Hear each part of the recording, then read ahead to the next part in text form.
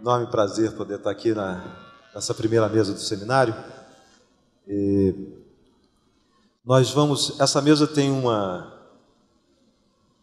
inovação metodológica, que na verdade eu e Ricardo Paes Barros, vamos fazer um pouco de diálogo aqui para poder construir esse argumento. Para quem não conhece, Ricardo, a maioria das pessoas chama ele de PB, posso dizer isso? É o maior economista social brasileiro, certo? Certamente ele diria um dos maiores, mas eu acho que é o maior. E a gente trabalha juntos há, acho que quase 20 anos, por caminhos diferentes, tá? Em vários lugares, em várias instâncias. E acho que esse diálogo, que na verdade é uma triangulação, eu nessa função de gestor, Ricardo na função de pesquisador e avaliador, os vários secretários e secretárias de Estado que estão aqui, como gestores das redes, é nesse diálogo que a gente está querendo produzir a reflexão ao longo dos 2 dias, para poder dar conta de pensar como é que as evidências efetivamente estão a serviço da tomada de decisão e da qualificação da gestão pública, em particular da gestão na educação. Essa frase é relativamente trivial, que evidência tem função para tomada de decisão, mas o que eu acho que a gente vai poder adensar ao longo dos 2 dias de hoje é que, uma vez que a gente saia do acordo superficial sobre isso, né, avançar nessa direção torna muito sofisticada e, evidentemente, desafiadora todo o nosso trabalho. E acho que o que vai acontecer ao longo dos dias é a gente ver que as questões colocadas são comuns a todos nós, a todos esses gestores, secretários, equipe técnica da secretaria, regionais, supervisores, diretoras e diretores de escola, coordenadores pedagógicos e os acadêmicos. A gente pensar essa relação de proximidade o tempo todo. Tá? Começa essa discussão, tá, com uma ideia simples, mas que essa evidência primordial que a gente está querendo discutir é a evidência sobre o direito à aprendizagem. Aqui temos INCHION, Unesco, o PNE, os grandes parâmetros de referência do mundo e do Brasil, né? E todos dando conta dessa ideia de que direito à aprendizagem, e evidentemente quando estou falando direito é de todos, né? Senão seria um privilégio, né? Esse direito à aprendizagem é a síntese mais radical de um processo que garanta acesso, permanência e o sucesso desse processo, que é a aprendizagem. O direito à educação é, em última instância, o direito à aprendizagem e se faz necessário mensurá-lo, quantificá-lo, saber do que se trata. Avançamos, a história do Brasil é muito positiva nessa direção, né? Avançamos com os indicadores, o IDEB, que foi mencionado pelo Pedro, o que foi divulgado semana passada, o que a gente consegue mensurar na alfabetização, no Fundamental 1, no Fundamental 2, no Fundamental 3, mas é sobre essa evidência primordial que se desloca toda a discussão. Nós temos um histórico, vários aqui estavam presentes, agradecer a todos os secretários que estavam conosco no ano passado, que voltaram esse ano, tá? E essa evidência, aliás, vocês estão recebendo o livro de vocês, o livro que é o livro do seminário que nós realizamos no ano passado, e nesse daqui, Caminhos para a Qualidade da Educação Pública, especificamente gestão escolar, e ali tudo o que foi discutido, as experiências nacionais e internacionais, vinha em torno do papel das evidências para a gestão, né? E nós estamos fazendo hoje um recorte disso, portanto, mantendo uma certa coerência na nossa agenda para poder discutir essa força das evidências. É óbvio, de forma sintética, que quando a gente está falando tomada de decisão e pensando gestão, nós temos várias dimensões para a questão da gestão escolar. A dimensão de gestão de pessoas, eu não vou ler cada item, é só para a gente ilustrar. A dimensão da gestão físico-financeira, com todos os desafios da enorme heterogeneidade brasileira, com situações de vulnerabilidade muito grande, de precariedade física em várias situações, certo? A dimensão de gestão relacional, a relação no interior da escola, da relação com os estudantes, com a família, com a comunidade, entre os profissionais da educação como um todo, e a gestão pedagógica, estrito senso, processo de ensino-aprendizagem e tudo lá colocado. Uma escola uma rede e um conjunto de escolas que consegue dar conta dessas multimediações de gestão, certo? Evidentemente viabiliza isso, uma escola que cumpre o seu papel.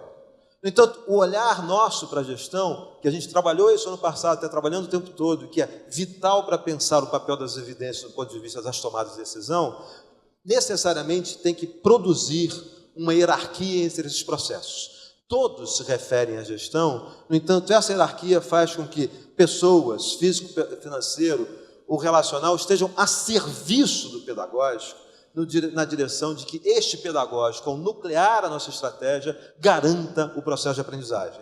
E esta visão de educação, englobada por uma noção de gestão, que não confunde o papel do educador com o gerente, que cria uma síntese nesse processo e vê ele como um agente transformador, esse tomador de decisão, em última instância, tem como corolário essa frase, que é uma frase, às vezes, dita com muita consenso, mas difícil de ser efetivamente garantida. Como é que a gente coloca o estudante no centro do processo de decisão e de gestão da escola? Efetivamente, todo o olhar do processo educativo a serviço dessa criança e desse jovem, para poder, evidentemente, transformar o que a gente quer nesse país, quanto mais o país tão desigual como o nosso. Agora, na nossa agenda, os tipos de evidências, certo? Para as políticas educacionais que nós tratamos, é muito importante ser trabalhado. É comum a gente trabalhar com a ideia, e é fundamental tratá-la, no monitoramento desse direito, né? Do direito a aprender que a gente estava falando, ou seja, as métricas do IDEP, saber a medida da proficiência, é vital de ser feito e é impossível uma boa gestão sem esse monitoramento. Tá? Mas muitas vezes a gente acredita que o uso de evidências essencial está nessa esfera do monitoramento. E ao avançar, a gente vê assim, mas tem mais um monitoramento. A gente pode monitorar as ações. Aquilo que foi construído do ponto de vista da gestão estratégica, tanto na esfera da rede, como na esfera da escola, como caminhos para viabilizar as soluções que queremos. E, em última instância, garantir o direito à aprendizagem. No entanto, a gente não pode esquecer que, por mais que seja incontornável para a boa gestão o bom monitoramento, o monitoramento não esgota os usos das evidências no sentido da transformação que nós necessitamos.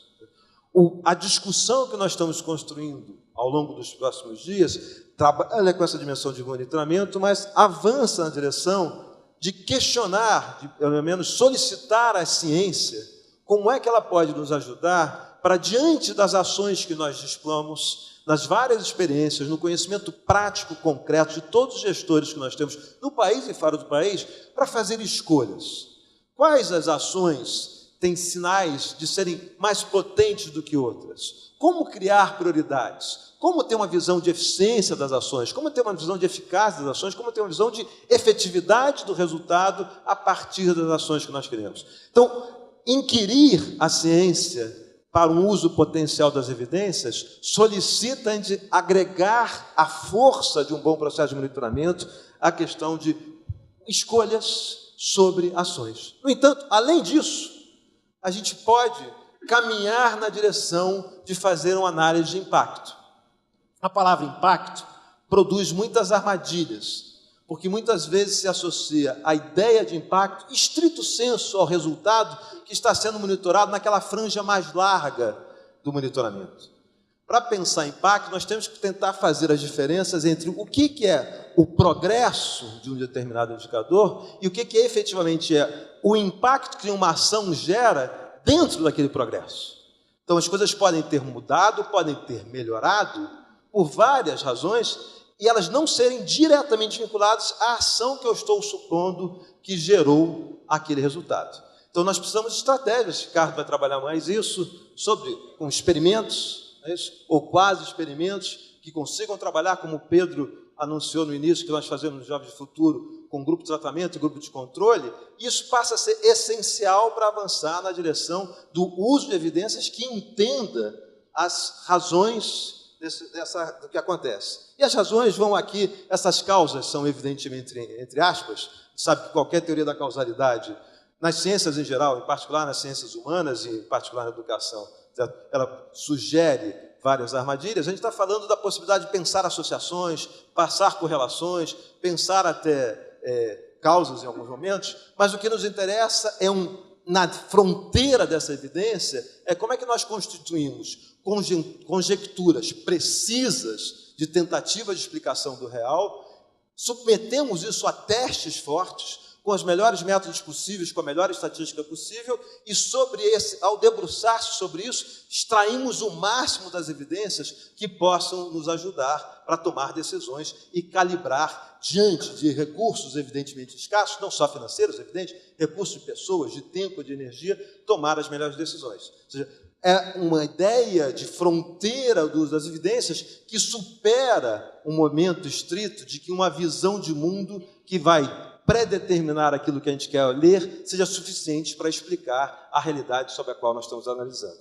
Então, é esse movimento da fronteira que é vital, que a gente está discutindo agora, que adensa a reflexão técnica, política e, evidentemente, objetiva de tentamento de enfrentamento do desafio gigantesco que nós temos na educação brasileira. E é um pouco isso, a busca dessa fronteira, que a gente tem constituído a agenda do Jovem de Futuro.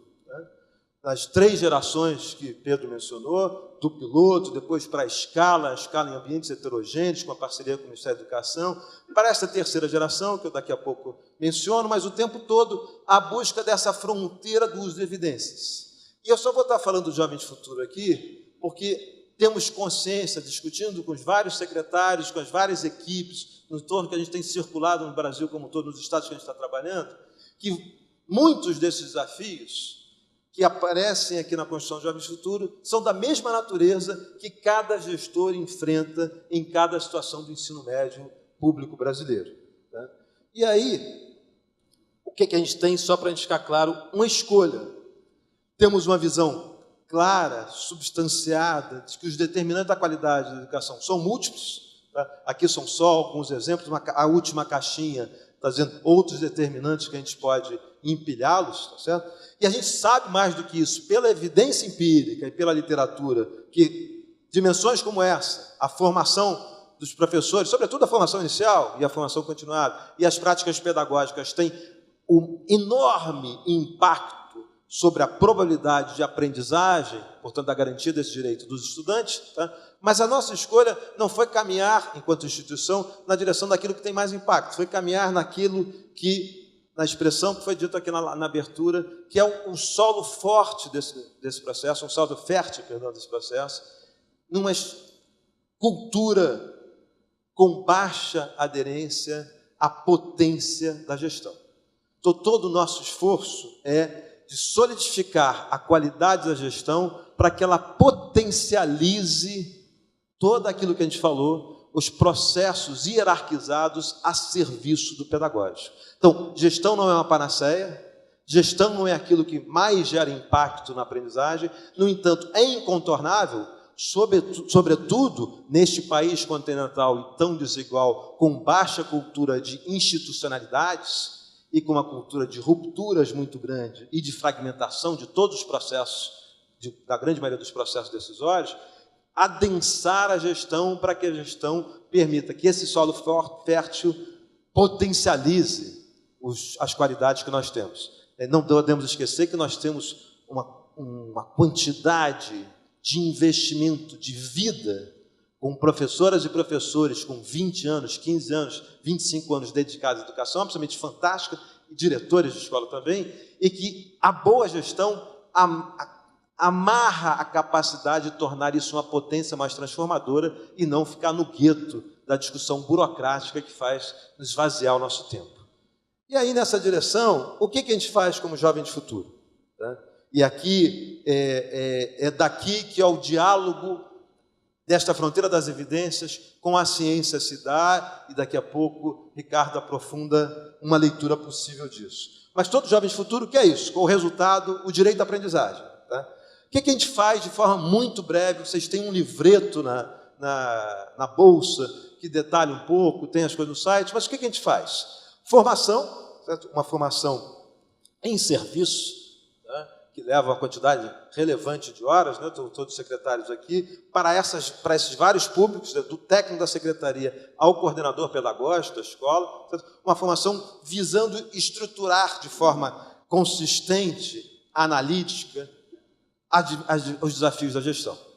Poderiam esticar aí, seria suficiente, seria interessante, certo? Mas todo o nosso foco é gestão estratégica, gestão tática, é pouco de gestão de rotina, mas a formação é só um componente. A gente, além disso, se convenceu, e parte da evolução em direção à terceira geração, é que temos que associar a formação à própria institucionalização dos processos de gestão. Braço dado, lado a lado, com todos os gestores, com a equipe decisora dentro da secretaria, com os regionais, para poder fazer, primeiro, com que esse ciclo, né, meta, planejamento, execução, monitoramento, boas práticas, correção de rotas, que esse ciclo seja, pela primeira dimensão da formação, compreendido de forma clara por todos, mas que ele seja praticado. E aqui o praticado é a associação entre o conhecimento histórico e prático de cada ator, certo? Com esse exercício cotidiano, e como está dito ali em cima, 3 vezes por ano. Fazer com que esse processo, que é um processo difícil, que é um processo de aproximações sucessivas, que é um processo que gera muitos tensionamentos, que gera angústias, mas que, uma vez revelado, quando coloca na cena a clareza dos indicadores, uma decisão específica que foi tomada, como é que eu construo uma visão de determinantes, por que eu estou fazendo aquilo, qual é a causa, a raiz daquele processo, ao acompanhar o que deu certo, o que deu errado, aprender com os erros, certo? E dar conta de corrigir, nós fazemos isso 3 vezes por ano. E mais do que isso, a instituição do processo se dá nas várias esferas, não é só na escola, é nas regionais e na secretaria, né? E fazemos isso acontecer. Mais do que isso, o que nós fomos tornando a complexificação disso é que, além de formar e instituir processos, acompanhar esse processo junto com cada secretaria e sendo os atores desse processo, quem está na secretaria, é fundamental uma agenda de engajamento, a partir de mobilização e engajamento de todos os atores, chegando, inclusive, talvez, como foi dito na mesa, no maior desafio, que é nos estudantes. Isso é uma estratégia não só de comunicação, mas efetivamente de engajamento em direção a nossa expectativa, talvez ainda no campo do sonho, dos desejos, do que foi dito por Pedro na abertura, pelo sentido do valor da educação. De estudar vale a pena. Mas isso é um valor tanto para o estudante como para o professor, que passa a ser visto como um ator que tem que dar aula, não a aula que ele sabe, mas a aula que é necessária ser dada. Portanto, é a que ele sabe, adequada ao público específico daquela turma que ele tem uma distribuição absolutamente heterogênea do ponto de vista da capacidade de aprendizagem, e eu vou me adequar a ele, me engajo nesse processo. Agora, além disso, nós temos um compartilhamento de dimensões que tem a ver com uma governança forte, nesses 3 ciclos que envolvem todos os atores, uma governança que vai e volta, que vai desde o acompanhamento para a escola, sobe para a regional, chega nos secretários, todos os secretários estão aqui, nós 3 vezes por ano fazemos esse acompanhamento junto com os secretários, é reportado para os secretários devolvem isso na mesma cadeia até para chegar à escola, criando uma agenda de corresponsabilização, onde se diz o que é possível ser feito e se aprende a dizer uma coisa que é muito difícil de dizer, o que não será feito agora, e que será feito em outro momento, dado um planejamento exercido. Além disso, uma assessoria técnica que nós construímos para, junto com a secretaria, definir desde o plano de metas, desde as metas da rede, a meta específica para cada escola, até todas as técnicas de acompanhamento desse processo. Mais do que isso, uma estrutura de sistemas tecnológicos, que tenham capacidade de reportação para acompanhar o que acontece o tempo todo, então está na esfera do monitoramento das ações, e de relatórios que tenham uso concreto e objetivo diante dos desafios e angústias de cada gestor para poder tomar decisões adequadas à sua situação específica. E, por fim, todos os instrumentos que estão associados a uma agenda de padronização, de protocolos, uma agenda que reconhece que há um certo pântano, diante da nossa desigualdade, um pântano sobre onde caminhar. Então, desde a formação até a instituição de processos, é fundamental protocolos que digam, olha, tenha autonomia, inove, seja criativo, mas num piso comum, desfrutado e compartilhado por todos os atores dessa escola e dessa rede de ensino.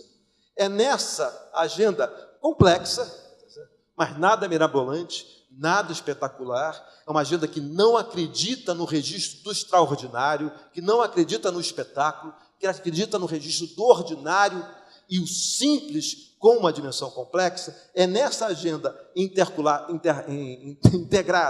compartilhada, com uma codeterminação, uma corresponsabilização dessas várias dimensões, tentando essa arquitetura comum e não isolando cada um, que a gente vai na direção de tentar isso. Desenvolver competências individuais e coletivas, desenvolver uma capacidade institucional que sirva para garantir a geração de resultados que, em última instância, lembre, tem que ser metrificável e tem a ver com a aprendizagem. Diante disso tudo, fica aqui uma passagem para o Ricardo, com essa visão, desculpem, muito rápida, mas para se adequar ao tempo daquilo que a gente faz. Efetivamente, o que depois de tantos anos de investimento de tempo, dedicação do Ricardo, se aprende sobre o impacto da vida no futuro? Isso tudo que a gente fez, o que gera? Qual é o impacto que a gente tem? Tá? Vai lá, segue aí. Segue.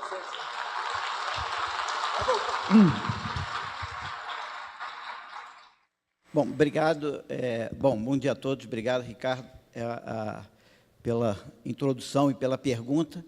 Quer dizer, eu dediquei minha vida toda a coletar evidência que deveria ser útil para o desenho de política pública. Para isso, eu dependo muito de alguém fazer as perguntas corretas, né? E eu tenho o prazer aqui de mais da metade das perguntas que eu dediquei minha vida tentando responder ter sido colocada para mim pelo Ricardo.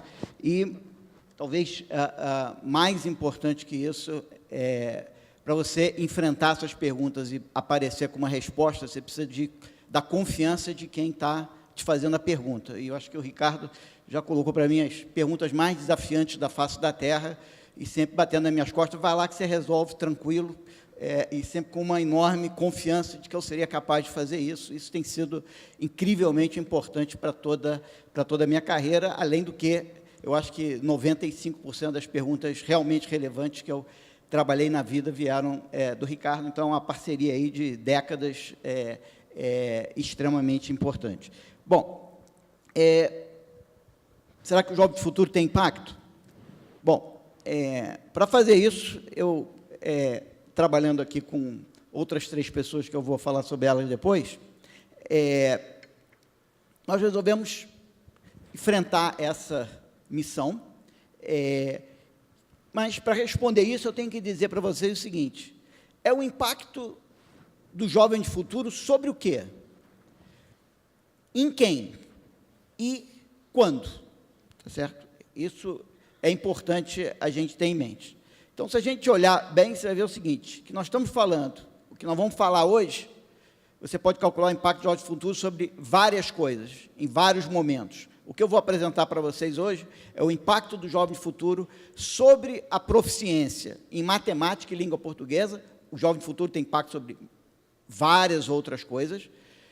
Sobre quem? Sobre os alunos de uma dada escola no final da 3ª série. Então, eu estou pegando o impacto sobre língua portuguesa no final da 3ª série. Quando? 3 anos depois da implementação do projeto. Por que 3 anos depois da implementação do projeto? Talvez esse diagrama aqui que eu vou mostrar deixa um pouco claro isso. O que acontece? A nossa linha de base é o ano anterior à intervenção.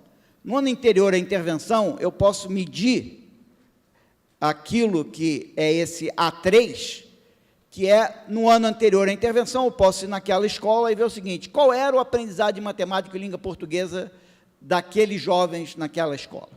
Aí eu vou e implemento o programa.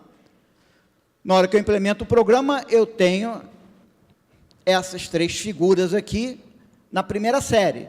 No ano seguinte, eles estão na 2ª série. Esperamos.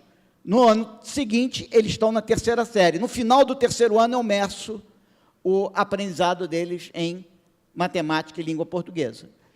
Quanto que esse aprendizado é maior que esse, ou seja, B3 menos A3, é a minha medida de resultado. Ou seja, eu implemento o programa Jovem do Futuro espero 3 anos, 3 anos depois eu vou lá na terceira série, no final da terceira série, imerso. O que aconteceu com o aprendizado em matemática e língua portuguesa? Bom, então, isso é o que eu estou querendo medir. Como é que você consegue medir uma coisa dessa? Bom, facilmente, isso é fácil, eu posso medir aqui qual era aquela nota antes. Eu posso pegar aquele A3, né? Eu posso pegar o A3 e ver qual que era a nota dele. E eu posso pegar aqui o B3 e ver qual que seria a nota no final da terceira série, 3 anos depois. E esperamos que isso cresça, e isso aqui efetivamente vai ter crescido. Isso é a melhoria que aconteceu no aprendizado dos alunos na terceira série. Mas isso é o impacto do programa Jovem de Futuro, né? E lembra, o que nós queremos aqui é isolar qual foi a contribuição dessa ação conjunta, Instituto Unibanco e secretarias, e um monte de gente na secretaria, sobre o aprendizado. Nós estamos querendo isolar a contribuição desta intervenção. Isso que quer dizer impacto. Logo, para isso, eu não posso simplesmente medir essa altura. Eu preciso do quê? Eu preciso ter esse número aqui. Esse número é o que teria acontecido com essas escolas se a secretaria e o Instituto Unibanco não tivessem implantado o programa, o projeto Jovem de Futuro. Se eles não tivessem implantado o programa Jovem de Futuro, a proficiência que essas escolas que foram beneficiadas teriam, caso elas não tivessem tido acesso ao programa, seria esse ponto aqui. Ou seja, para eu isolar o impacto do programa, do projeto, eu preciso saber o que teria acontecido com as escolas beneficiadas, caso o programa não tivesse chegado nessas escolas. Nesse caso, o que aconteceria? Esse azul seria o quanto as escolas melhoraram, esse vermelho seria quanto elas teriam melhorado sem o programa, logo, o verdinho seria quanto o programa contribuiu para aumentar a melhora. E isso é o que a gente chama de impacto de um projeto, impacto de um programa. O impacto de um projeto, impacto de um programa, não é uma diferença entre antes e depois. Não é tudo que mudou. É aquilo que mudou por causa da minha intervenção, por causa do meu projeto. Bom, como é que eu vou calcular isso? Porque esse número aqui é impossível de ser conhecido. A menos que eu tivesse uma máquina do tempo que eu pudesse dar o programa, voltar no tempo, não dar o programa e ver o que é que acontecia, tá certo? Eu não consigo saber, se eu dei o programa para uma escola, eu não consigo saber o que teria acontecido com aquela escola se eu não tivesse dado, tá certo?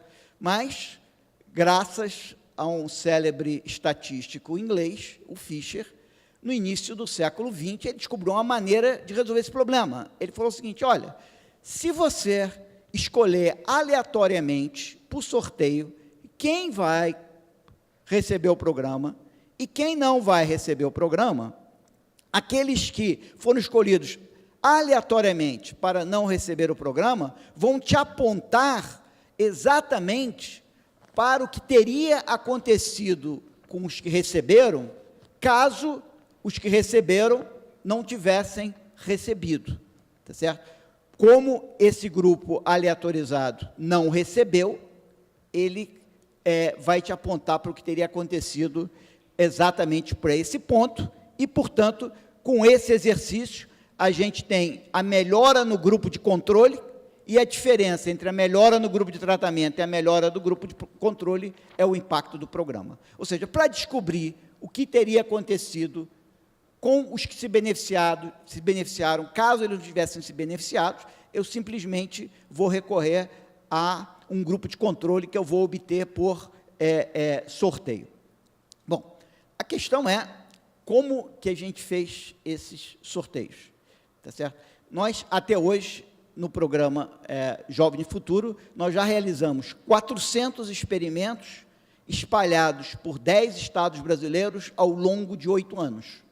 Então, não é um empreendimento tão simples, tá? Como é que a gente faz isso? A gente vai em cada estado, tá certo? A gente nunca tem condições de atender todas as escolas de uma única vez. O que a gente faz? A gente vai em cada estado, junta as escolas em pequenos grupos. Eu vou dar um exemplo aqui para vocês com 5 escolas. Então, a gente junta as escolas, fala, quem quer participar do programa? Aparece um monte de gente. A gente junta quem quer participar em vários grupos. Dentro desses grupos, a gente sorteia algumas para participarem do programa desde o início e outras para participar do programa 1 ano depois, 2 anos depois, 3 anos depois. Aquelas que vão só participar do programa 3 anos depois, elas só vão participar do programa depois da nossa janela de avaliação. Elas são os nossos grupos de controle. Para exemplificar isso, eu vou pegar um exemplo onde eu só vou sortear quem vai ser beneficiado imediatamente e quem vai ser beneficiado posteriormente. Tá certo? Para isso, a gente inventou um trenzinho aqui, que ele é o seguinte, se você ver, passa o trem, eu vou ter ali o atendimento imediato. Se você olhar para aquela bolinha lá em cima, que é para ser uma coisa que gera números, ela tem 5 escolas lá dentro, que são as escolas A, B, C, D e E. Aí, a gente pega, roda aquilo e cai uma bolinha B. Então, a escola B vai ter atendimento imediato. O que a gente faz? Depois, a gente roda a bolinha de novo e você tem outra escola. A escola D será atendida. O sorteio daqui para frente, obviamente, é um pouco irrelevante, porque todas as outras 3 escolas serão atendidas 3 anos depois. Na verdade, na prática, a gente tem escola sendo atendida no primeiro ano, no segundo ano, no terceiro ano, e etc. Então, na verdade, o sorteio continua, mas, dado que esse desenho está divertido, espero que vocês achem ele divertido, eu vou continuar com ele aqui, vai aparecer a A, para perceber que nenhuma a escola foi esquecida, tá certo? Ela roda de novo, a gente tem a E, e a gente roda de novo, e a última bolinha que está lá dentro não fica presa dentro da coisa e cai, e é a C. Nós temos, então, o nosso experimento feito. Isso nós fizemos 400 vezes, ao longo de 8 anos, em 10 estados diferentes do Brasil. Tá certo? O que eu vou apresentar hoje para vocês não é os 400, porque os 400 ainda não chegaram no prazo. Eu preciso de 3 anos, depois que eu faço o experimento, para poder colher os frutos. Eu só tenho 141 experimentos realizados, que já alcançaram 3 anos de maturidade. Então, eles estão aqui. Eu tenho 15 experimentos feitos, eu tenho 15 experimentos feitos no Pará, 25 no Ceará, 12 no Rio, 20 no Vale do Paraíba, 4 em Minas, e assim por diante. Então, eu tenho, na verdade, 141 trenzinhos. Eu tenho 141 experimentos, eu tenho 141 grupos de tratamento, 141 grupos de controle. Tá? Bom, o que eu faço com essa coisa?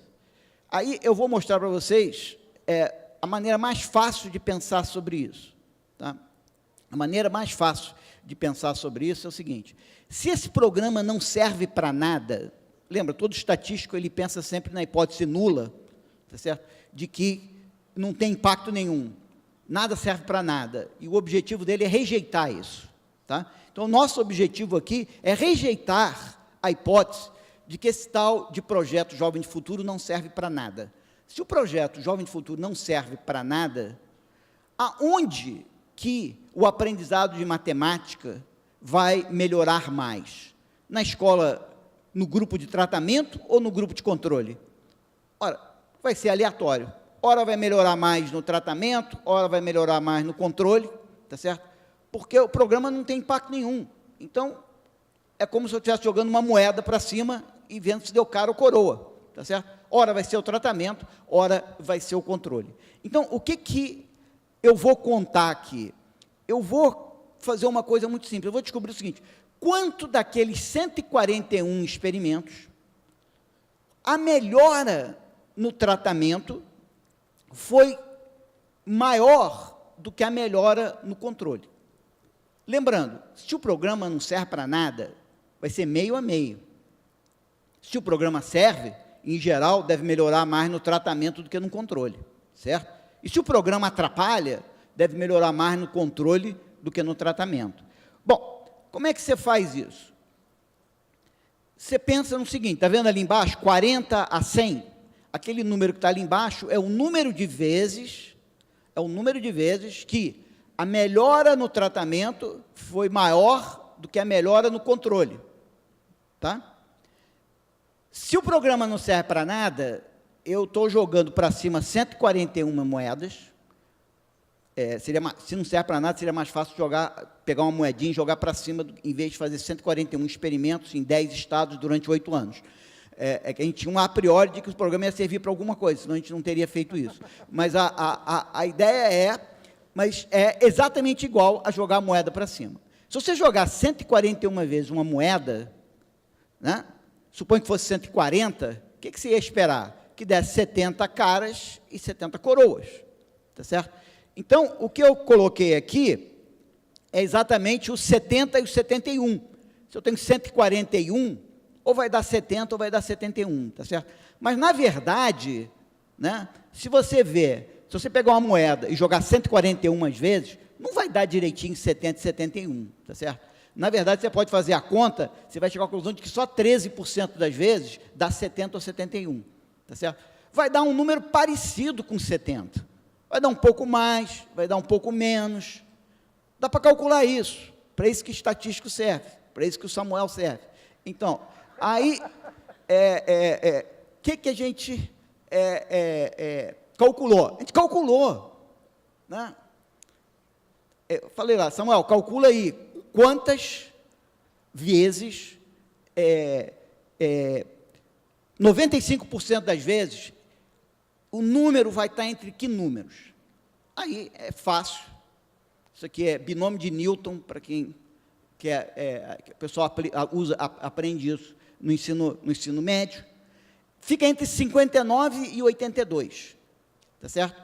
Um intervalo ali de 23. Se cair um número entre 59 e 82, é perfeitamente compatível com esse programa, não tem nenhum impacto, tá certo? Se 141 vezes eu fiz o experimento e em 80 o tratamento é melhor do que o controle, está dentro da minha margem, tá certo? Mas, obviamente, tem aquela parte verdinha ali que é muito pouco provável. Se cair ali, está esquisito, esse programa parece que tem impacto. Se cair para o lado de cá, esse programa deve ter um impacto negativo, tá? Então, na verdade, a gente organizou isso dessa maneira aqui, onde você vê o seguinte, evidência de nenhum impacto, daqui até aqui. Mais de 82, impacto positivo. Menos do que 59, impacto negativo. Aí, a gente teve que pegar os resultados dos 141 experimentos e contar, né? Aí a Mirella estava lá contando, desesperada, quanto que esse número vai dar, tá certo? Contando um após o outro. Que número que deu, matemática foi parar ali, matemática foi parar no 95 e língua portuguesa foi parar no 92. Esses programas, em geral, qualquer avaliação de impacto sobre aprendizado sempre dá mais impacto sobre matemática e língua portuguesa, porque a língua portuguesa dá mais ou menos para aprender em vários outros locais, matemática, principalmente de ensino médio, só na escola, né? Só lá que ensina binômio de Newton, tá? A questão toda é o seguinte, então, isso aqui, para a gente, é uma tremenda evidência de impacto. Como que eu jogo uma moeda honesta para cima, 141 vezes, e dá 95 caras? Pode acontecer? Pode. É provável de acontecer? Não. Quão improvável é? Também dá para calcular. E a resposta é, uma vez a cada 100 mil. Então, a cada vez, se esse programa não tem impacto, cada vez que a gente fizer de novo 141 experimentos em 10 estados durante 8 anos, vai gastar séculos, cada vez que a gente fizer de novo, uma vez em cada 100 mil, se o programa não tem impacto, só uma vez em cada 100 mil vai dar aquele resultado lá. Ou seja, eu sou levado a acreditar que esse programa tem impacto, porque é muito pouco provável que ele não tenha impacto. E se você estava achando que a avaliação de impacto consegue te dizer com certeza que alguma coisa tem impacto, eu tenho que te dizer de que não é verdade. A avaliação de impacto não permite você saber que uma coisa tem impacto, permite saber isso. Que a evidência de que você tem é de que ou você deu muita sorte, uma em 100 mil, ou esse programa tem impacto.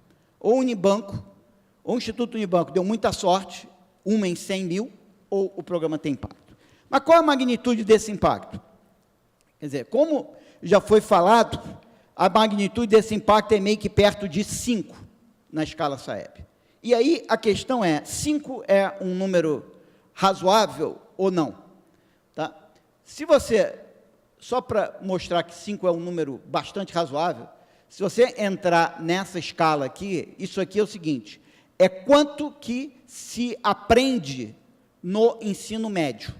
No ensino médio, em média, se aprende 16 pontos na escala SAEB. Você passa 3 anos no ensino médio, você aprende 16 no Brasil.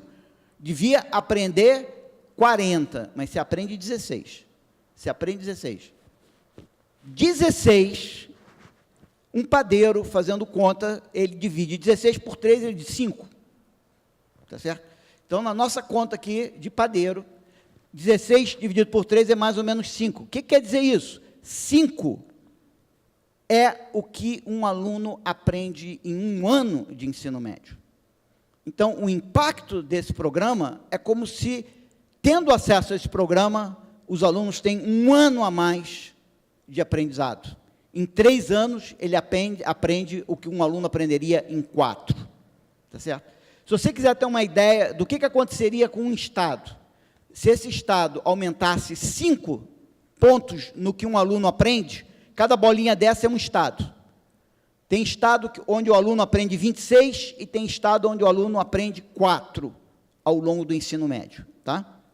Então, os estados brasileiros vão de 4 para 20 e pouco, na verdade, tem um que ultrapassa isso aqui, que vai lá para cima,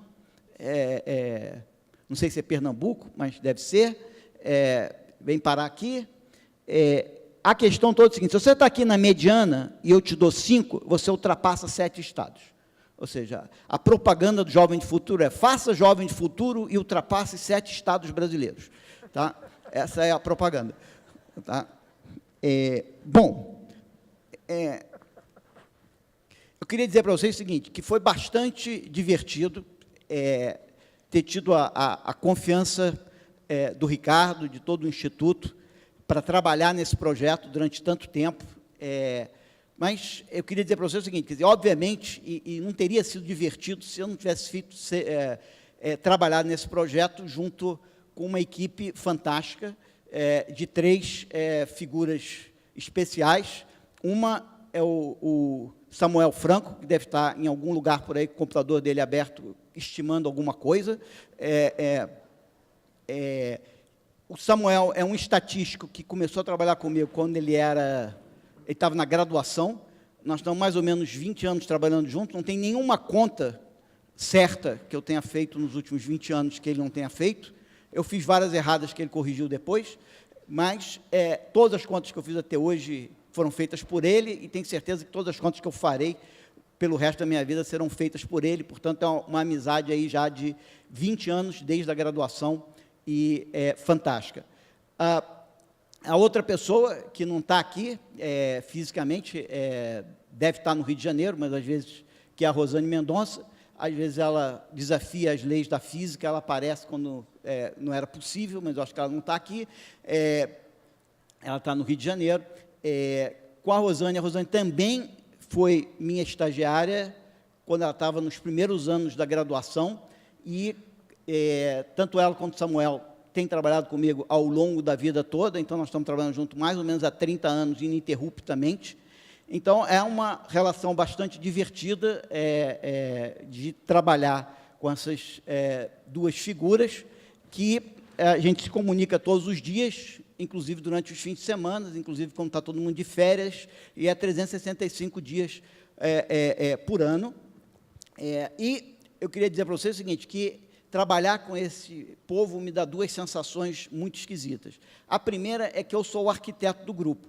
Eu que tenho que chegar para eles e dizer o seguinte, olha, a solução é essa, agora vocês se virem para implementar. Eles são os engenheiros. E nos últimos 20 anos eu nunca escutei, por mais louca que seja a solução, e que vocês têm que combinar comigo, que 400 experimentos durante 8 anos, em 10 estados, controlar isso não é uma proposta muito razoável. Mas, durante esses 20 anos, nunca vi nenhum deles dizer que talvez não fosse possível fazer aquilo que eu estivesse idealizando. O que me dá uma sensação muito esquisita, que, por um lado, eu tenho o Ricardo confiando que eu vou ter a solução, por outro lado, eu tenho uns caras que dizendo que dá para fazer. Então, eu tenho a sensação de que qualquer coisa que eu imaginar será feita, o que é uma sensação esquisita. A outra coisa fundamental é que tudo isso começou com uma maneira de resolver problemas públicos. A gente começou sempre muito orientado e inspirado pelo uso, como o Roberto Lente vai colocar para a gente, tudo isso foi sempre inspirado pelo uso, um conjunto de pessoas sentadas para tentar resolver um problema empiricamente inspirada pelo uso. E, portanto, essa parceria, essa amizade, ela era, no início, meio que um meio para fazer isso, tá certo? Mas aí eu diria, assim, parafraseando o Raul Seixas, de que essa coisa virou o começo, o meio e o fim, tá certo? Então, para mim, hoje, eu espero que tudo que eu faça tenha muita utilidade prática, mas eu posso dizer que eu faço simplesmente pelo prazer de trabalhar com essas pessoas. Bom, mas eu falei para vocês o seguinte, que eram 3, e só falei de 2. Que no último ano, né, quando a gente começou o último ano, a gente chegou à conclusão de que a gente ia fazer mais 200 experimentos. O Samuel mora em Vitória, a Rosane no Rio de Janeiro, eu estou em São Paulo, o projeto é do Instituto Unibanco, eu estou no Instituto Ayrton Senna. A gente chegou à conclusão de que precisava de alguém para organizar isso e dar vida a esse projeto. Foi aí que a gente conseguiu descobrir o incrível talento da Gabriela Gal, que chegou com o Samuel, entendeu tudo que ele estava fazendo em poucos dias, sentou com a Rosane, entendeu tudo que ela estava fazendo, conversou comigo, entendeu tudo que eu estava fazendo, pegou essas 3 pessoas e fez essas 3 pessoas trabalharem como nunca trabalharam antes, de uma maneira extremamente agradável, suave e extremamente produtiva. E a Gabriela, ela é tão novinha que a gente estava outro dia fazendo as contas, se ela tivesse nascido um ano depois, ela teria, se ela tivesse nascido um ano depois e tivesse feito uma das escolas do Jovem de Futuro, ela estaria na nossa amostra. Ela estaria avaliando ela mesma. Seria o primeiro caso onde o cara avalia o resultado dele mesmo no ensino médio. Tá certo? E ela tem uma postura muito interessante, que quando a gente eu falo para ela, mas, Gabriela, eu trabalho com Samuel há mais de 10 anos. Aí ela fala, mas isso é um detalhe semântico, porque com Samuel você já trabalhou 10 anos, comigo você ainda vai trabalhar 10 anos, mas, como você sempre diz, a ordem dos fatores não afeta o produto, então, na verdade, não faz diferença nenhuma. Então, não sei se eu vou conseguir trabalhar com a Gabriela durante 10 anos, adoraria, mas é super carinhoso saber disso, e é um grande talento, que eu acho que é uma das outras coisas que o Instituto tem feito, revelar grandes talentos, e tenho certeza que vocês vão ouvir falar muito da Gabriela Gal, guarda esse nome que vocês vão se lembrar. Bom, obrigado, Ricardo, pela oportunidade de tentar resolver uma das suas questões, e te dizer que esperamos nunca desapontá-lo, independentemente do que você vá propor para a gente aí. Obrigado.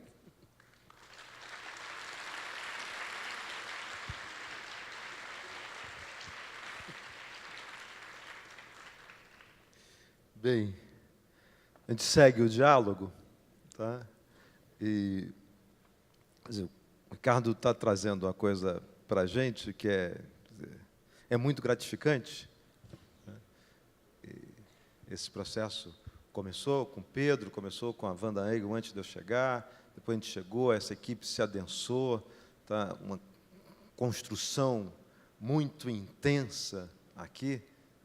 Dado que o Ricardo falou, Mirella está aqui conduzindo esse processo todo dentro desse seminário, toda a gestão de conhecimento, a Maria Júlia está envolvida diretamente, o Tiago Borba envolvido, o Alex, o Fábio, são o grupo de gerentes todos nessa agenda. A gente tem uma equipe de 120 pessoas, tá? Tentando dar conta de fazer esse link que a gente está discutindo o tempo todo. Como é que a gente trabalha com a máxima densidade possível das ciências, nas suas múltiplos olhares e métodos, a serviço de produzir soluções que sejam aplicadas. Então, ver esse resultado que o Ricardo está trazendo agora, que é contínuo, né? Lembra? A gente vai chegar daqui a um ano, vai ter mais 100 e poucos extratos, e depois a gente vai ter mais uns 70, né? E ver esse impacto, ele é muito importante, muito positivo. Agora, a nossa missão, dada pelo meu chefe, tá? Pelo conselho, o Cláudio está aqui, os dois Cláudios, é que como é que a gente mantém isso, tá? E como é que a gente aumenta isso. Tá? Estamos muito felizes, muito contentes com a parceria, isso só seria possível aqui, né, com todos que estão aqui, Raquel, Haroldo, Ana Cláudia, Idilvan e Rejane, secretários dos 5 estados que nós estamos trabalhando, mas a questão é, que eu quero endereçar ao Ricardo, são algumas perguntas que estão em torno daquilo que eu falei há pouco tempo atrás, desafios que são comuns a todos nós que estamos aqui e a vários outros que não estão aqui, que estão preocupados em como fazer a educação gerar resultados, o que quer dizer, em última instância, garantir que todos e cada um estejam na escola, fiquem na escola e aprendam aquilo que é esperado que eles aprendam. Tá? E aí a gente criou a gente pode chamar aqui com aspas, uma teoria da mudança, tá? Associada a uma matriz de impacto nas várias dimensões que a gente tem. Eu só vou ilustrar uma, seria cansativo para vocês ver todas e desnecessário. No site, no hot site, vão ter todas as outras dimensões, tá? Eu só vou trabalhar uma instância, tá? E na tentativa de ilustrar esse tipo de desafio. Aqui, basicamente, a gente está dizendo o seguinte, a escola, o que a gente está... Lembra o desenho que eu falei antes, do complexo de ações que nós temos, como parceria com os estados, diante da expectativa de impactar na aprendizagem, e que a gente está vendo que já impactou 5 em língua portuguesa e matemática, e a gente gostaria de impactar mais em língua portuguesa e matemática, impactar em ciências, impactar nas dimensões não cognitivas, e que esse impacto ficasse. Tá? É isso que a gente está querendo. O modelo que a gente está tentando aqui de impacto é dizer o seguinte, olha, estamos desenvolvendo competências de gestão. Queremos que, ao final desse processo, e de forma sustentável, essas competências de gestão estejam efetivamente desenvolvidas pelos atores. As pessoas têm que ficar mais sabidas, tá? Com mais técnica, mas a questão-chave é como é que isso rebate-se numa gestão escolar de alta qualidade. Como é que isso é aplicado? Não nos basta pensar ou nos satisfazer com o fato de que as pessoas desenvolveram competências. Elas têm que aplicar essas competências. Então, nessa matriz de impacto, a gente precisa entender o que aconteceu do ponto de vista do desenvolvimento das competências e o uso dessas competências que se traduz numa escola com mais qualidade. Tá?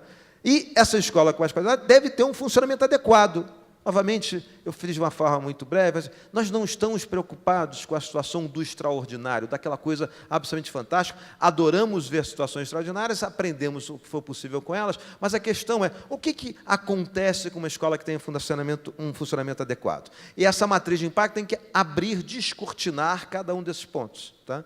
E, evidentemente, dado que numa hierarquia de gestão a questão pedagógica é mais importante, a questão é como é que os processos pedagógicos adequados mudam as práticas pedagógicas dentro da sala de aula e impactam os estudantes de forma a eles ficarem mais engajados, dedicados, não só reconhecendo que estudar vale a pena, como estudando efetivamente e dando desdobramentos para isso. Agora, mais do que isso, Essa gestão escolar de alta qualidade e uma escola funcionando adequadamente e práticas pedagógicas de direção viabilizam que esse estudante dê conta de estar dedicado a fazer aquilo que é esperado nessa fase da sua vida. E, obviamente, a última parte dessa cadeia é uma expectativa que isso, de forma objetiva, aumente a aprendizagem. Então, a gente está decompondo o que e não é exaustivo, não só não é exaustivo porque não fizemos esse esforço, como é um processo de aprendizagem contínua.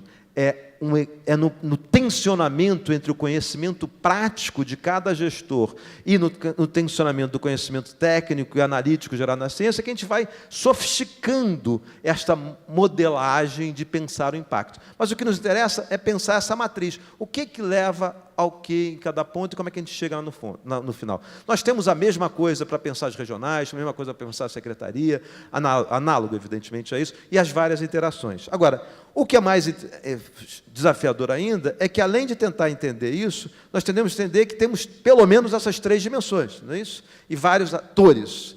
Dentro da regional, nós temos o diretor da regional e temos os supervisores que supervisionam a escola. Dentro da escola, eu tenho a escola, evidentemente, as salas de aula, tenho todo o grupo gestor e a relação da escola com a comunidade. A secretaria ligada com o MEC, com o Ministério da Educação, ligada com seus pares e interagindo nesse processo. Então, o que interessa é que essas instâncias de gestão, para cada uma delas, com um modelo de uma teoria de mudança associada para cada um, que a gente construiu, tá, interagem dessa forma. É da escola interagindo com a regional interagindo com a escola, da regional interage com a secretaria interage com a regional e a secretaria interage com a escola e esperamos que a escola interaja com a secretaria. Ou seja, esta agenda que a gente está construindo no Jovem de Futuro é uma agenda que necessariamente solicita uma corresponsabilização entre as várias instâncias. Nunca, do ponto de vista estrutural, no que se refere a desenho dessa política pública que impactará na aprendizagem dos estudantes, seria possível tributar a uma única instância, ou uma esfera isolada, a potência de transformação estrutural.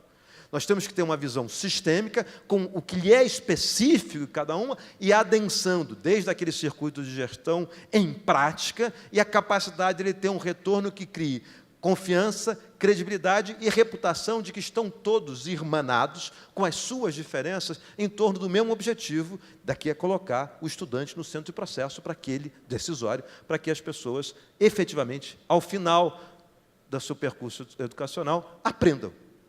O nosso compromisso é com o uso, como o Ricardo estava dizendo, ou seja, o compromisso é com a efetividade disso que a gente está dizendo que a gente faz. Tá? E isso tudo articulado às crianças e aos jovens garantiria o direito à aprendizagem. Tá? Disso, eu abro 3 questões para o Ricardo, tá certo? Para a gente poder seguir nessa conversa. A primeira, tá? Supondo que aquele desenho ali... Qual é a luz aqui, cara? Esse desenho, como eu falei, é só uma ilustração. A gente temos desenvolvido e queremos a parceria de todos para continuar desenvolvendo. Esse mesmo desenho, quando a gente está pensando na relação dos supervisores com as regionais, dos regionais com a secretaria, da secretaria da escola, é toda uma teoria da mudança que decompõe as cadeias de transmissão de impactos. Tá? Mas a primeira pergunta que fica para o Ricardo é, em todas as instâncias, essa matriz de impacto funciona? A gente consegue identificar isso? Consegue decompor esse processo e saber o que uma leva a outra? E, dado que o Ricardo viu lá, que não é isso? A não ser numa situação absolutamente excepcional da sorte, nós estamos gerando efetivamente impacto, quando a gente abre aquilo, o que explica um pouco mais ou o que explica um pouco menos? Volto a falar uma coisa assim, não é a causa no sentido estrito, mas quais as associações que são mais fortes? Quais as correlações mais potentes? E como é que a gente consegue adensar a reflexão de forma a dizer o seguinte, olha, vale a pena investir mais aqui nessa estratégia porque ela tem sinais de que ela tem a maior potência do impacto sobre a aprendizagem. A segunda questão, lembra o que eu apresentei antes da fala do Ricardo, que é esse nosso desenho complexo de atuação que tem expectativa de impactar na aprendizagem? Qual o impacto de cada um desses componentes? Nós produzimos uma arquitetura que, do ponto de vista empírico, com um diálogo intenso com os gestores, foi construída de forma aditiva, e não há nenhum juízo de valor, poderíamos só fazer formação. Mas a evidência demonstrou que a formação, estrito senso, sem a instituição dos processos, tinha menos potência. A instituição dos processos sem protocolos e padrões para viabilizar a sua instituição também tinha menos potência. Sem a mobilização e o engajamento, tinha menos potência. Sem uma agenda de governança, menos potência. Sem a capacidade de ter um reporte, um feedback constante a partir de sistemas estruturados, tinha menos potência. Sem uma agenda construída de capacitação e de assessoria técnica, já tem menos potência. Agora, dado que a gente construiu esta complexidade, é possível identificar cada componente desse projeto? Tá? E, por fim, a questão, talvez, de não é mais $1 milhão, deixou de ser um desejo, né? Sei lá.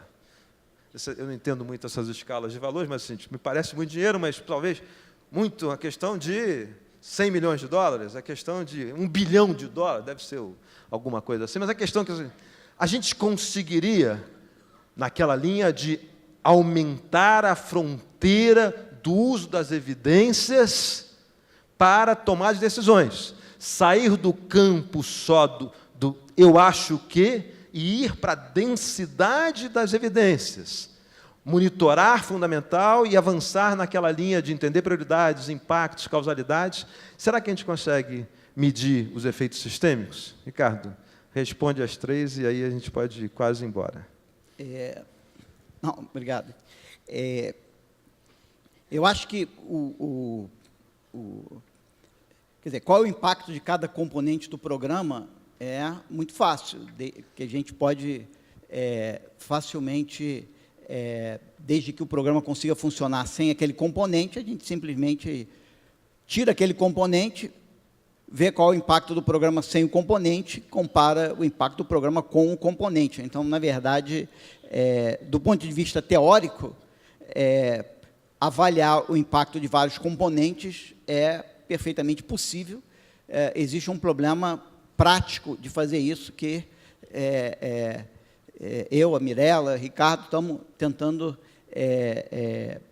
resolver isso há algum tempo, com o próprio Jovem de Futuro, e é difícil. Então, aí, eu acho que saber o impacto de componentes é relativamente, desde que esse componente não seja fundamental, porque se for fundamental sem o componente, o programa não existe, o impacto sem o componente é 0. Mas desde que eu consiga tirar e botar o componente, é uma tarefa relativamente fácil. O grande desafio, e aí eu acho que o Greg, mais tarde hoje, vai falar sobre essa questão, o grande desafio é como é que, numa avaliação de impacto, você abre a caixa preta e descobre como se dá o impacto lá dentro, ou seja, como o impacto é transmitido dentro da escola até ele virar aprendizado. Tá certo? Para fazer isso, é muito fácil calcular o impacto do programa sobre o clima escolar. É muito fácil calcular o impacto do programa sobre o funcionamento da escola. O difícil é eu saber quanto que do impacto que o programa teve sobre o aprendizado vem do impacto que o programa teve sobre o clima escolar. Ou seja, calcular o impacto do clima escolar sobre o aprendizado é uma tarefa extremamente difícil, porque você está trabalhando com uma variável, que é o clima escolar, que eu não consigo controlar diretamente, enquanto que o programa, componentes do programa, eu consigo controlar diretamente. Então, é possível calcular o impacto do clima escolar sobre o aprendizado e, portanto, decifrar quanto que do impacto que o programa tem sobre o aprendizado vem via o seu impacto sobre o clima escolar?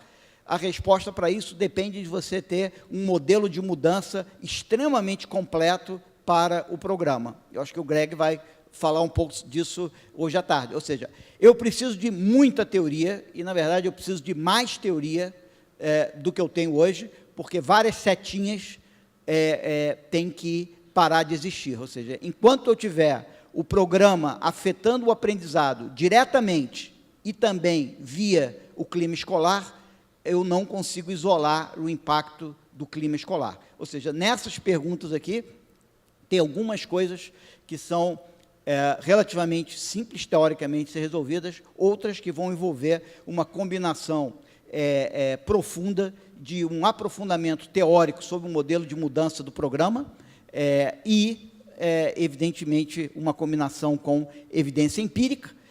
Eu me sinto mais confortável e confiante agora, Ricardo, dado que eu tenho alguns novos amiguinhos lá no centro de pesquisa do Instituto Unibanco, né? O Ricardo Madeira e o Sérgio Firpo estão lá. Então, eu acho que talvez agora, com essa a triplicação da nossa capacidade de pensar, pode ser que a gente avance mais rapidamente na solução disso. Obrigado.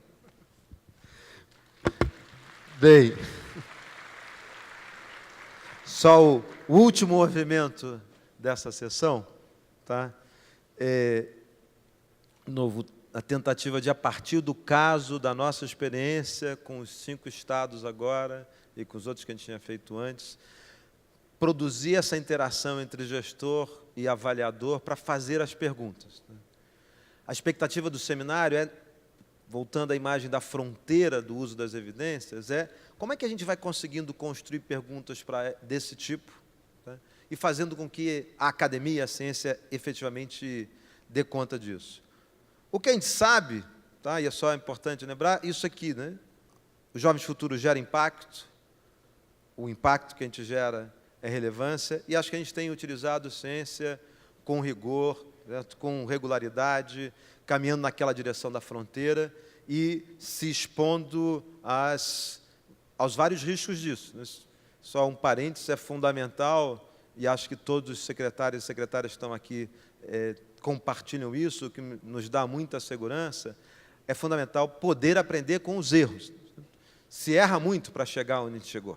Tá? A gente acerta daqui, corrige dali, aprende, mas é esta generosidade que supõe que não sabemos a verdade a priori, que faz com que esse uso da ciência possa ser tão rigoroso e regular. Só uma pequena observação, para mim foi, Pedro, quando me convidou para vir para cá, já fazem 4 anos para dirigir o Instituto, foi muito difícil fazer essa escolha de sair de uma longa trajetória de gestão pública, mas foi muito convencido por uma coisa que há 20 anos atrás eu já falava e que eu precisava praticar, que é um entendimento de que o espaço público nesse país não é estritamente governamental, que é um espaço, existe as 3 esferas de governo, federal, estadual, municipal, que tem a sociedade civil organizada, tem os movimentos sociais, tem o setor privado, tem o mundo fundacional, filantrópico, né, que a gente tem dificuldade de usar essa palavra, filantrópico mesmo, e que isso constrói soluções para esse espaço público que tem tantos desafios como o nosso.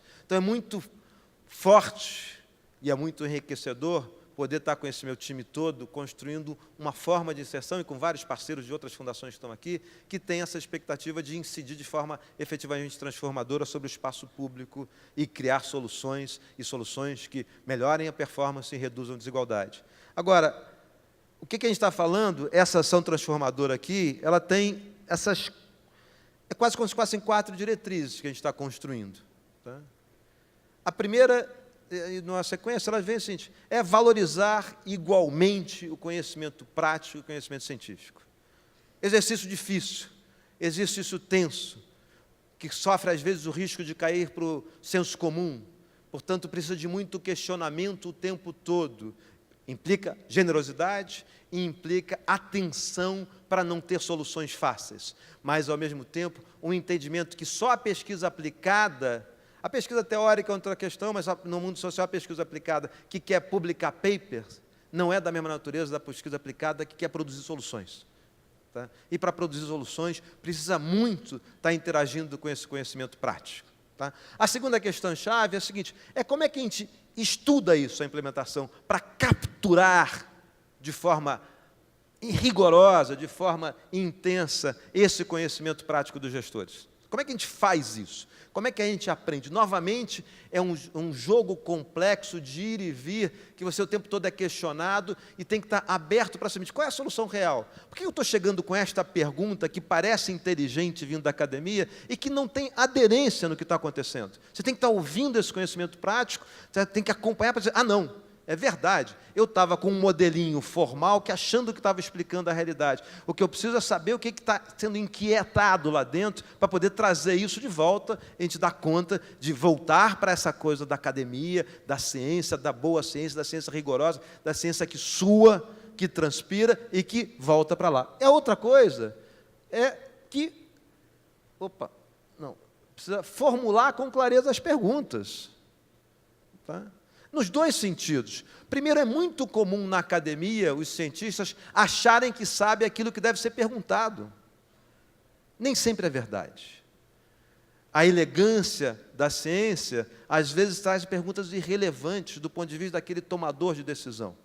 E eu preciso fazer com que, mas, no entanto, esse tomador de decisão não necessariamente consegue especificar a pergunta. Produzir clareza nesse diálogo é uma agenda fundamental, uma diretriz muito difícil. E a última questão é como é que eu organizo a pergunta a partir de diferentes epistemologias e diferentes métodos. Como é que eu ancoro isso a partir de uma visão de aproximação de mundos do conhecimento? Como é que eu consigo olhar com a densidade da pedagogia, a pedagogia consistente que está preocupada no resultado final? Como é que eu consigo olhar a partir da economia? Como é que eu consigo, a partir da antropologia, da psicologia, da sociologia, mobilizar esses vários conhecimentos? E como é que eu consigo, vendo aqui, Roberto, vendo os vários que vão trabalhar hoje à tarde, trabalhar isso com vários métodos? Como é que eu dou conta de ter uma agenda, desculpa aqui, só lexicográfica? Primeiro eu tenho que olhar impacto, mas não é suficiente olhar impacto. Eu tenho que agregar análises quantitativas e análises qualitativas para conseguir adensar esse processo. O que não podemos é cair na armadilha da coisa superficial. Aí eu não me interessa muito o impacto, porque eu tenho uma visão de mundo que ela é suficiente para explicar essa realidade. Não é verdade. Se ela assim o for, terá que ser submetida ao teste, e o teste dirá se essa minha visão de mundo é consistente. Se aquelas conjecturas que eu estabeleci sobre aquela realidade fazem sentido. Eu preciso, portanto, olhar para impactos, ver se naquele progresso, o que é associado a resultados da ação que eu fiz, e agregar a isso outras dimensões. Eu preciso de boa etnografia, não só para fazer boas perguntas, mas para entender o que acontece lá dentro, naquela escola, naquela sala de aula. Eu preciso ter a ousadia de acionar múltiplos olhares e múltiplas visões, múltiplos métodos, múltiplas técnicas e múltiplos conhecimentos práticos e empíricos para dar conta de fazer isso. Por fim, o que acho que a gente cria nessa ação transformadora com rigor na produção e do uso das evidências é uma visão que a gente está à busca disso o tempo todo. Né? A busca disso no Instituto, a busca disso com os vários parceiros, né?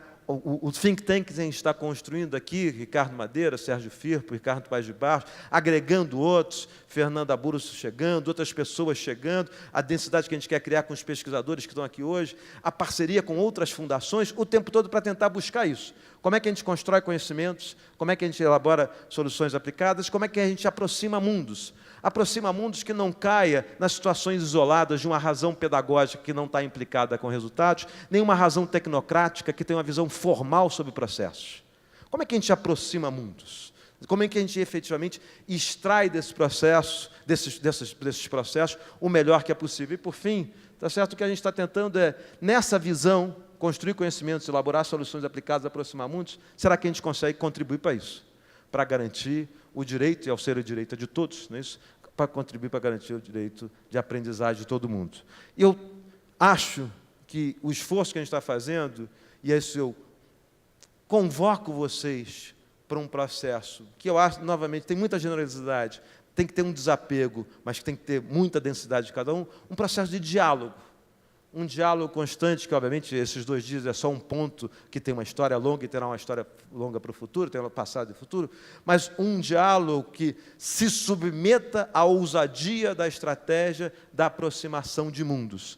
E essa aproximação de mundos, e aqui eu vou colocar uma citação aqui, talvez para os nossos colegas estrangeiros, pouco descontextualizada, porque é de um belo escritor brasileiro, tá? Para trazer o vínculo entre a literatura e a ciência, tá? Que, em última instância, está tentando dizer o seguinte: a aproximação de mundos, portanto, que a gente está buscando, a boa, densa, rigorosa ciência, a boa, a sólida, o sólido conhecimento prático, a boa forma de juntar pedagogia, educação com economia, economia com gestão, gestão com educação, com boas teorias, com boas práticas, ela não tem a perspectiva nem de uma síntese trivial, nem de uma submissão entre uma área de conhecimento e outra. Ela tem a perspectiva de construir um caminho que, uma vez trilhado, provavelmente aumentará a tendência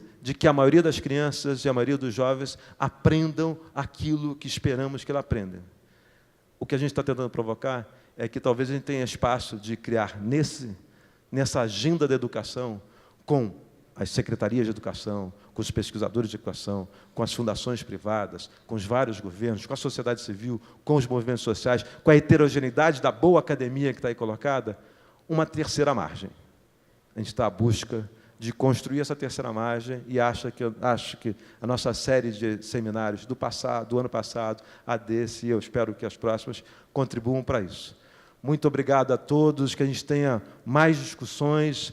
Vai ser muito intenso, a gente fica até o final do dia de hoje, fica o dia todo de amanhã, mas o tempo todo a busca disso. Como é que as evidências podem contribuir para a tomada de decisão, para a melhora da nossa ação finalística, para a efetividade da aprendizagem e talvez construir essa terceira margem. Muito obrigado.